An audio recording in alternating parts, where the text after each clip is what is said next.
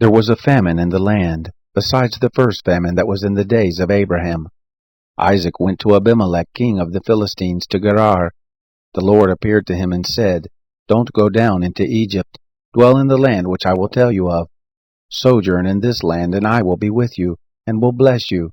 For to you and to your seed I will give all these lands, and I will establish the oath which I swore to Abraham your father. I will multiply your seed as the stars of the sky, and will give to your seed all these lands. In your seed will all the nations of the earth be blessed, because Abraham obeyed my voice, and kept my charge, my commandments, my statutes, and my laws." Isaac lived in Gerar. The men of the place asked him about his wife. He said, "She is my sister," for he was afraid to say "my wife," lest he thought the men of the place might kill me for Rebekah, because she was beautiful to look on. It happened, when he had been there for a long time, that Abimelech king of the Philistines looked out a window, and saw, and behold, Isaac was caressing Rebekah his wife. Abimelech called Isaac and said, "Behold, surely she is your wife. Why did you say, 'She is my sister'?" Isaac said to him, "Because I said, lest I die because of her." Abimelech said, "What is this you have done to us? One of the people might easily have lain with your wife, and you would have brought guilt on us." Abimelech charged all the people, saying, "He who touches this man or his wife will surely be put to death." Isaac sowed in that land, and reaped in the same year 100 times what he planted. The Lord blessed him.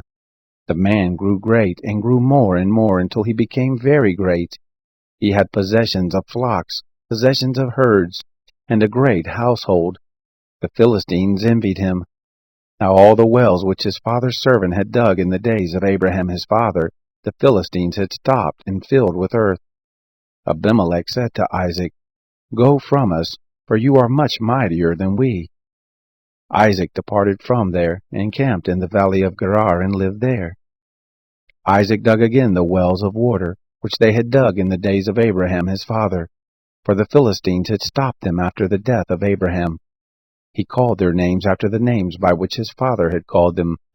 Isaac's servants dug in the valley, and found there a well of springing water.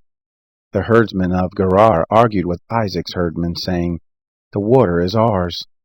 He called the name of the well Esek, because they contended with him. They dug another well, and they argued over that also. He called the name of it Sitnah. He left that place and dug another well. They didn't argue over that one. He called it Rehoboth. He said, "For now the Lord has made room for us, and we will be fruitful in the land." He went up from there to Beersheba. The Lord appeared to him the same night and said, "I am the God of Abraham your father. Don't be afraid, for I am with you, and will bless you, and multiply your seed for my servant Abraham's sake." He built an altar there, and called on the name of the Lord, and pitched his tent there. There Isaac's servants dug a well. Then Abimelech went to him from Gerar, and Ahuzah his friend, and Phicol the captain of his host. Isaac said to them, "Why have you come to me, since you hate me, and have sent me away from you?" They said, "We saw plainly that the Lord was with you." We said, "Let there now be an oath between us, even between us and you, and let us make a covenant with you, that you will do us no harm, as we have not touched you, and as we have done to you nothing but good, and have sent you away in peace. You are now the blessed of the Lord." He made them a feast, and they ate and drank. They rose up sometime in the morning, and swore to one another. Isaac sent them away, and they departed from him in peace. It happened the same day that Isaac's servants came, and told him concerning the well which they had dug, and said to him, "We have found water." He called it Sheba. Therefore the name of the city is Beersheba to this day. When Esau was 40 years old, he took as wife Judith, the daughter of Beeri the Hittite, and Basemath, the daughter of Elon the Hittite. They grieved Isaac and Rebekah's spirits.